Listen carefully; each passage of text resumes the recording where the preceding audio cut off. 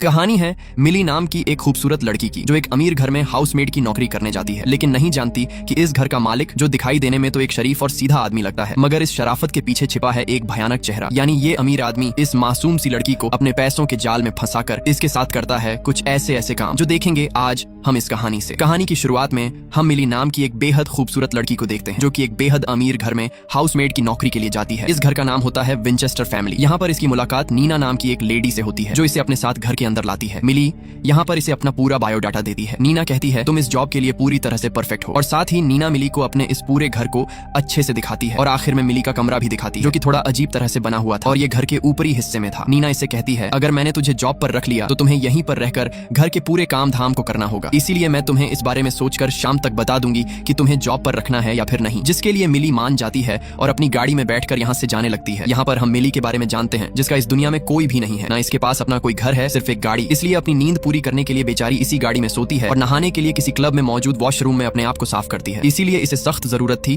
कि इसे हाउसमेड की नौकरी मिल जाए, जिसके चलते इसे रहने के लिए एक घर भी मिल जाएगा। लेकिन नहीं जानती कि यही नौकरी इसकी जिंदगी का सबसे खतरनाक मोड़ है। अब पूरे 2 दिन बाद मिली के पास नीना का कॉल आता है। नीना मिली से कहती है मैंने तुम्हारे बाद काफी लड़कियों से कांटेक्ट किया था, लेकिन तुम उन सबसे बेस्ट हो, इसलिए मैं तुम्हें इस जॉब को ऑफर करती हूँ। तो तुम कब से इस जॉब को ज्वाइन कर रही हो? ये सुनकर मिली काफी खुश होती है और कहती है मैं अभी आ जाती हूँ। थोड़ी देर बाद मिली नीना के पास पहुंच जाती है। यहाँ पर देखते हैं कि घर का पूरा सामान बिखरा हुआ था, इसलिए मिली घर में साफ सफाई का काम करने लगती है। वक्त के चलते शाम हो जाती है। इसी दौरान नीना का हस्बैंड जिसका नाम एंड्रयू होता है वह घर वापस लौटता है और यही वह आदमी है जो कि दिखाई देने में शरीफ लग रहा है, सिर्फ दिखाई देने में। नीना मिली को एंड्रयू से मिलवाती है। एंड्रयू के साथ इसकी छोटी बेटी जिसका नाम सीसी होता है उसे भी मिलवाती है। यहाँ पर हम एंड्रयू को देखते हैं जो कि मिली को अजीब निगाहों से देखा ही जा रहा था और इस बात को मिली भी नोटिस कर लेती है। एंड्रयू कहता है मैं आज बाहर से ही खाना ले आया हूँ, इसलिए आज मिली को खाना पकाने की कोई जरूरत नहीं है, यानी तुम खाना पकाने का काम कल से शुरू कर सकती हो। इसके बाद ये सभी खाना खाने के बाद बचा हुआ खाना देने के लिए नीना मिली के कमरे में आती है और साथ ही इसे यहाँ पर एक फोन देती है और कहती है आज से तुम्हें इसी फोन को इस्तेमाल करना है, क्योंकि मैंने इस फोन में अपना क्रेडिट कार्ड को कनेक्ट किया हुआ है, क्योंकि तुम्हें बाहर जाकर खाने पीने का सामान भी लाना होगा, इसलिए तुम्हें जितना भी पे करना होगा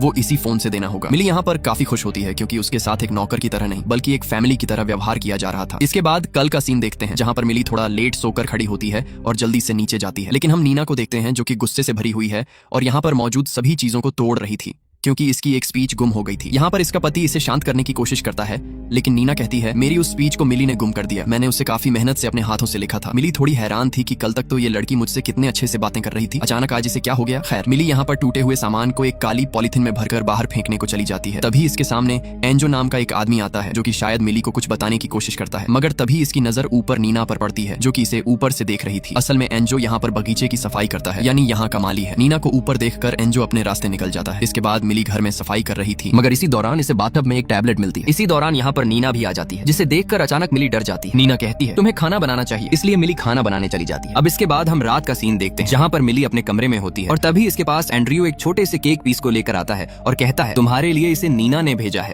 यह देख मिली को काफी अच्छा लगता है, मगर हम देखते हैं कि एंड्रयू धीरे धीरे इसके करीब आ रहा है। मगर तभी मिली की आंखें खुल जाती हैं, यानी कि ये मिली का एक सपना था। मगर सच्चाई तो ये थी कि मिली को एंड्रयू धीरे धीरे पसंद आने लगा है। यहाँ पर हमें पता लगता है कि आज शनिवार का दिन है, इसलिए मिली का आज हाफ डे और इसे जल्द ही छुट्टी मिल जाएगी। लेकिन नीना इसे कहती है तुम्हें कोई छुट्टी नहीं मिलेगी, बल्कि तुम्हें सीसी को लेकर उसके कॉलेज छोड़ना होगा। तो मगर तभी यहाँ पर एंड्रयू आता है और कहता है आज सीसी को कॉलेज में छोड़ दूंगा क्योंकि मैं भी आज ऑफिस नहीं जा रहा हूँ। ये जिससे मिली को काफी अच्छा लगता है, जिसके चलते इसे हाफ डे की छुट्टी मिल जाती है। इसके बाद मिली एक ऑफिसर के पास जाती है और कहती है मुझे काम और रहने के लिए जगह मिल चुकी है। यहाँ पर हमें एक और बात का पता लगता है जो ये थी कि मिली पिछले कुछ सालों से जेल में थी और ये अब पूरे 10 साल बाद जेल की सजा काट कर बाहर निकली है। ऑफिसर कहती है जब तक तुम इस हाउसमेड की नौकरी को कर रही हो तब तक तुम्हें किसी भी चीज का कोई खतरा नहीं है, लेकिन जैसे ही तुमने इस जॉब को छोड़ दिया तो तुम्हें फिर से जेल में डाल दिया जाएगा। इसके बाद हम रात का सीन देखते हैं जहाँ पर मिली एक सोफे पर बैठकर टीवी देख रही थी। इसी दौरान यहाँ पर एंड्रयू भी आ जाता है और इसके पास बैठकर कहता है ये शो मेरा भी फेवरेट है। ये दोनों एक दूसरे के काफी करीब बैठे हुए थे और अपने कुछ पर्सनल राज शेयर कर रहे थे। मिली कहती है तुम्हारी पत्नी काफी अजीब है, और इस पर एंड्रयू बताता है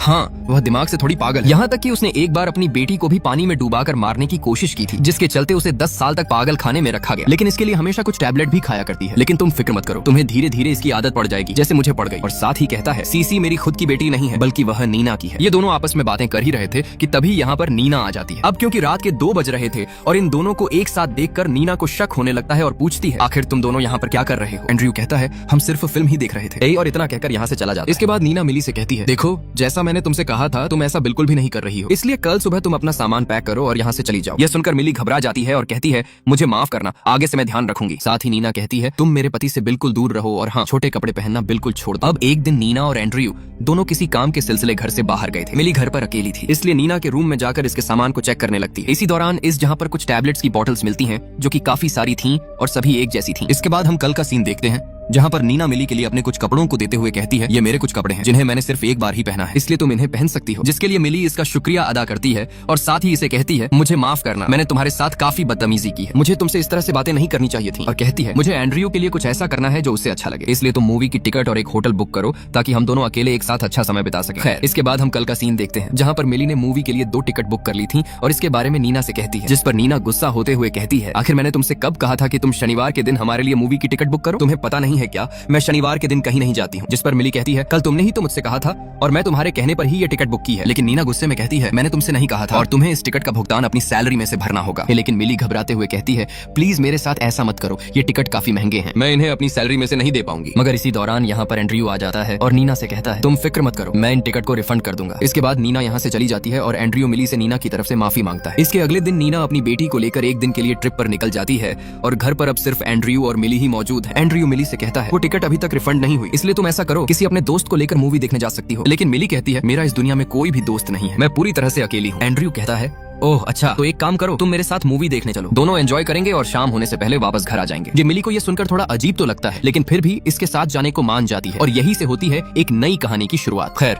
इसके बाद दोनों मूवी देखने निकल पड़ते हैं। मूवी देखने के बाद इन दोनों का जो कमरा था वह एक दूसरे के जस्ट सामने था। दोनों अपने अपने कमरे में चले जाते हैं। कमरे में आने के बाद मिली अपने फोन को चेक करती है, जहाँ पर देखती है कि नीना ने इसे काफी सारे मैसेज किए हुए हैं। यहाँ तक कि मैसेज में ये भी कहा था कि मैं तुम्हें काम से निकाल रही हूँ। ये देख मिली काफी ज्यादा डर जाती है और जल्दी से एंड्रयू के कमरे में जाती है। एंड्रयू कहता है, तुम डरो नहीं, मैं हूं ना, मैं सब संभाल लूंगा। और इसे दिलासा देते हुए इसके काफी करीब आ जाता है और देखते देखते दोनों एक दूसरे के साथ रिलेशन में आने लगते हैं। खैर, आज के दिन ये दोनों एक साथ मौज मस्ती करते हैं। इतना कुछ होने के बाद एंड्रयू मिली से कहता है, इस बारे में नीना को पता नहीं लगना चाहिए। तो मिली कहती है, तुम फिक्र मत करो, उसे पता नहीं लगेगा। इसके बाद दोनों नीना के आने से पहले ही अपने घर पहुंच जाते हैं। थोड़ी देर बाद यहाँ पर नीना भी आ जाती है, जो कि मिली से माफी मांगते हुए कहती है, जो मैंने तुम्हें मैसेज किए वो सब मैंने नशे की क्या हालत में सेंड किए थे, उन्हें तुम सीरियस मत लो, और बार बार सॉरी बोलती है। थोड़ी देर बाद एंड्रयू और नीना खाने के लिए टेबल पर बैठे थे, तभी मिली खाना लेकर आती है। नीना खाने को टेस्ट करते हुए कहती है, तुम खाना काफी अच्छा बना लेती हो, क्या तुमने ये सब जेल में ही सीखा था? ये सुनकर मिली शॉक हो गई कि इसे कैसे पता चला कि मैं जेल में रह चुकी हूँ। ये बात सुनकर एंड्रयू भी थोड़ा हैरान होता है क्योंकि इसे भी इस बारे में कुछ भी नहीं पता था। मगर नीना कहती है, चलो जो हो गया सो हो गया, वो तुम्हारी पिछली जिंदगी थी, हमें उससे कुछ भी लेना देना नहीं है। और साथ ही इसे अपने कार की चाबी देते हुए कहती है, तुम बाजार से घर का सामान ले आओ। मिली चाबी को लेकर बाजार से सामान लेने चली जाती है। यहाँ पर मिली की मुलाकात एक लड़की से होती है जो कि असल में नीना की एक फ्रेंड है। मिली के हाथ में नीना का दिया हुआ फोन भी था, जिस पर ये लड़की मिली से कहती है, शायद ये फोन तुम्हें नीना ने दिया है। तो मिली कहती है,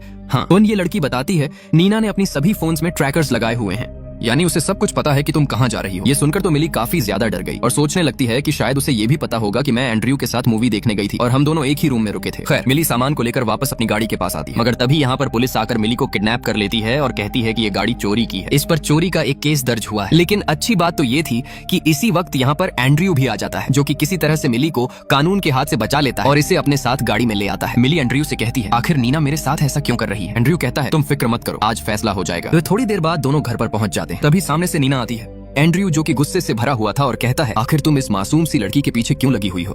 आखिर तुम्हारा इसने क्या बिगाड़ा है? मगर नीना जो कि अपनी हरकतों से बाज नहीं आती और एंड्रयू को उल्टा जवाब देती है, जिस पर एंड्रयू को गुस्सा आ गया और इसे कहता है, तुम मेरे घर से इसी वक्त अपने सामान को लेकर निकल जाओ। ये नीना कहती है, ओह हेलो, ये मेरा भी घर है। लेकिन एंड्रयू कहता है, ये तेरा घर नहीं है, ये सिर्फ मेरा घर है और अब तुम यहाँ से निकल जाओ। इतना सुनने के बाद नीना घर से बाहर निकल जाती है, लेकिन सच्चाई तो कुछ और ही है। यहाँ पर हमें पता चलता है कि असल में नीना खुद एंड्रयू से अपना पीछा छुड़वाना चाहती है। लेकिन क्यों, इसके बारे में आपको अब पता लग जाएगा। अब इस घर में एंड्रयू और मिली दोनों ही मौजूद थे। वक्त के साथ दोनों एक साथ अच्छा समय बिताते हैं। अब ऐसे ही एक दिन मिली एंड्रयू के लिए एक प्लेट में खाना लेकर जा रही थी, मगर तभी अचानक इसके सामने एंजो आ जाता है। अचानक से मिली की नजर जैसे ही इस पर पड़ती है तो थोड़ी डर जाती है और उसके हाथ से प्लेट नीचे गिरकर टूट जाती है। प्लेट की आवाज को सुनकर जल्दी से एंड्रयू यहाँ पर आता है और पूछता है, क्या हुआ? मिली कहती है, ये आदमी अचानक मेरे सामने आ गया जिससे मैं डर गई, और साथ ही प्लेट के टूटने के लिए एंड्रयू से माफी मांगती है। एंड्रयू कहता है, अरे कोई नहीं, मेरे पास वर्कर है, मैं इसे ठीक करवा दूंगा। बाकी तुम बस इसे साफ कर दो और इसे पॉलिथीन में भर दो। थोड़ी देर बाद हम देखते हैं कि एंड्रयू प्लेट के टूटे हुए टुकड़ों को गौर से देख रहा था। तभी यहाँ पर मिली आती है और इसके पीछे से गले लग जाती है। एंड्रयू यहाँ पर एक ड्रिंक बॉटल को उठाकर मिली को लेकर इसके रूम में आ जाता है और दोनों एक साथ ड्रिंक करते हैं। थोड़ी देर बाद जब मिली की आंखें खुलती हैं तो देखती है कि एंड्रयू यहाँ पर नहीं है। मिली दरवाजे को खोलने के लिए इसके पास जाती है, लेकिन देखती है कि दरवाजा बाहर की तरफ से बंद है। बाहर एंड्रयू जो किसी कहता है, तुमने जिस प्लेट को तोड़ा है तुमने उसे अच्छे से साफ भी नहीं किया, इसलिए तुम्हें सजा के तौर पर पूरे 24 घंटे तक इसी कमरे में बंद रहने दिया जाएगा। और इतना कहकर यहाँ से चला जाता है। इसके बाद हम नीना को देखते हैं जो कि काफी खुश थी। यहाँ पर हमें नीना की पिछली जिंदगी के बारे में बताया जाता है। नीना यहाँ पर एक कंपनी में काम करती है और उस कंपनी का मालिक एंड्रयू था। जहाँ पर एंड्रयू की मुलाकात नीना से होती है। दोनों एक दूसरे से बातें करते हैं और बातों ही बातों में दोनों में एक अच्छा लगाव हो जाता है। नीना की शादी से पहले ही एक बेटी भी होती है, लेकिन एंड्रयू को इस बात से कोई फर्क नहीं पड़ता और कुछ ही हफ्तों में इससे शादी करके अपने घर ले आता है। नीना को भी इस बात से कोई ऐतराज नहीं था क्योंकि इसे अमीर और सुंदर आदमी मिल गया था।